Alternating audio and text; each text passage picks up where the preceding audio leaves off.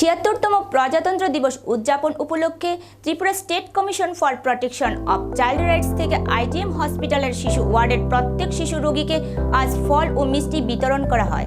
কমিশনের পক্ষ থেকে বলা হয়, আজকের এই মহৎ দিনে প্রতিটি শিশু পূর্ণ বিকাশ ও সমৃদ্ধি লাভ করুক, এই হোক আমাদের কামনা। আজকের এই অনুষ্ঠানে কমিশনের পক্ষে উপস্থিত ছিলেন কমিশনের চেয়ারপারসন জয়ন্তী দেববর্মা সহ কমিশনের অন্যান্য সদস্যবৃন্দ।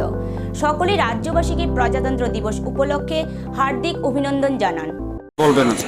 ৭৬তম প্রজাতন্ত্র দিবস উপলক্ষে আজকে আমরা কমিশনের তরফ থেকে উদ্যোগ নিয়েছি যে আমরা শিশু ওয়ার্ডের প্রত্যেকটা শিশু পেশেন্টকে আমরা মিষ্টি এবং ফল বিতরণ করব।